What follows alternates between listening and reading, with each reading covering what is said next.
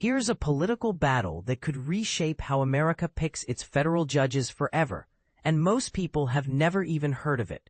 Right now, President Donald Trump is waging war against a little-known Senate procedure that's been quietly controlling judicial appointments for over a century. The target? Something called blue slips, and this fight could determine whether future presidents get unchecked power to stack the courts. But here's where it gets controversial. Trump claims this century-old tradition is literally stealing his constitutional authority. What exactly are these mysterious blue slips? Think of blue slips as a political veto card that every senator holds. Here's how this fascinating process actually works. Whenever a president wants to nominate someone as a federal judge or U.S. attorney in any state, the senators from that state receive literal blue-colored slips of paper. They can either sign and return these slips, giving their blessing, or simply refuse to send them back, effectively killing the nomination. It's remarkably simple, yet incredibly powerful. No blue slip returned, no confirmation hearing. No hearing, no new judge. Period. This system has been operating since at least 1917, functioning as what political insiders call a courtesy, though, as we'll see, there's nothing particularly courteous about the current battle over it. Trump's constitutional crusade. The president isn't mincing words about his frustration. In a recent social media blast, Trump declared, "I have a constitutional right to appoint judges and U.S. attorneys, but that right has been completely taken away from me in states that have just one Democrat United States Senator." His anger is particularly focused on states like New York, where Democratic senators have effectively frozen several of his judicial picks by withholding their blue slicks. From Trump's perspective, this represents a fundamental violation of presidential authority. But here's the part most people miss. Trump is threatening to take this fight to court, claiming the entire blue slip tradition violates the Constitution. During a Monday Oval Office session with reporters, he announced, "I think it's unconstitutional, and I'll probably be filing a suit on that pretty soon." The Grassley standoff. Senate Judiciary Committee Chairman Chuck Grassley finds himself at the epicenter of this constitutional storm. Despite mounting pressure from Trump, the Iowa Republican has consistently refused to abandon the blue slip tradition. Grassley's defense strategy is both practical and political. In his characteristic abbreviated Twitter style, he explained, "A U.S. district judge nominee without a blue slip does not HV the votes to get confirmed on the Senate floor. They don't HV the votes to get out of CMTE." Translated from politician speak, eliminating blue slips won't actually help because nominees still need Senate votes to get confirmed anyway. But Grassley's most compelling argument might be strategic. He pointed out that during the Biden administration, Republicans kept 30 liberals off bench that Pres Trump can now fill W conservatives, precisely because of the blue slip process. The constitutional chess game. Here's where the legal complexity gets interesting. Trump's lawsuit threat raises a fundamental question.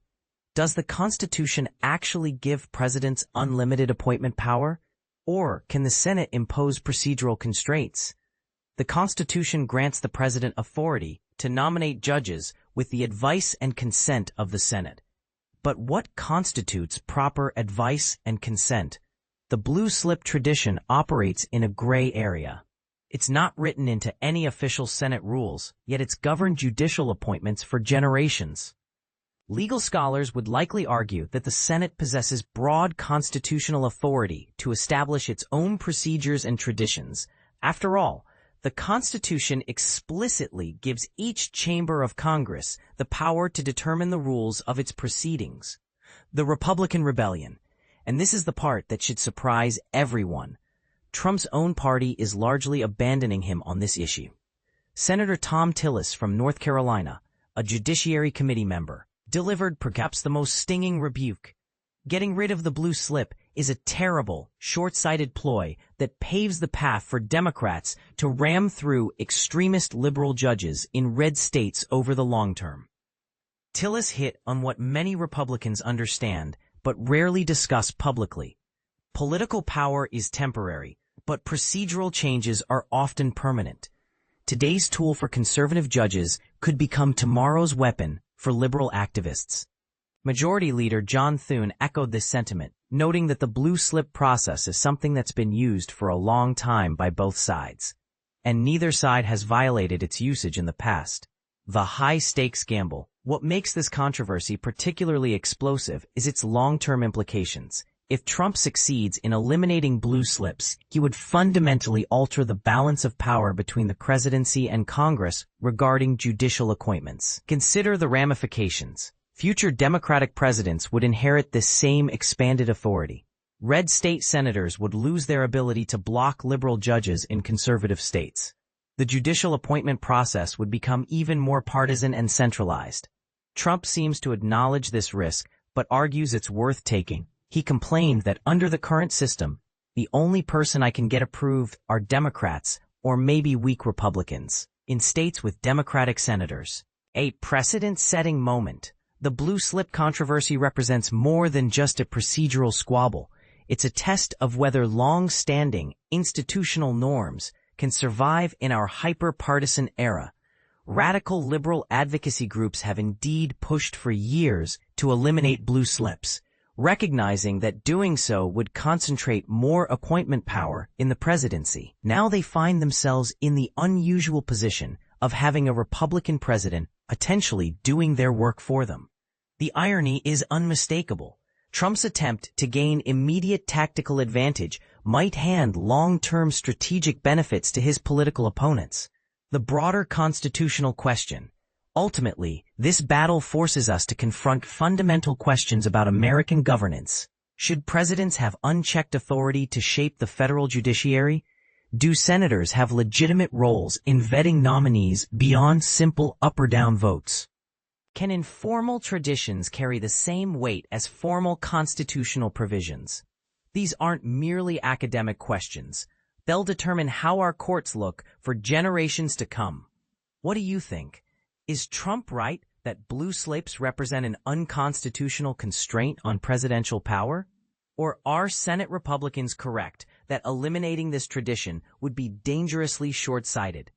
Should century-old customs give way to constitutional arguments? Or do these informal checks and balances serve essential democratic purposes? More controversially, if you support Trump's position now, would you feel the same way about a future Democratic president having this expanded authority? And if you oppose eliminating blue slips, are you essentially arguing that informal Senate traditions should override explicit constitutional text about presidential appointment powers? The answers to these questions will shape American jurisprudence long after current political battles fade into history. What's your take on this constitutional chess match?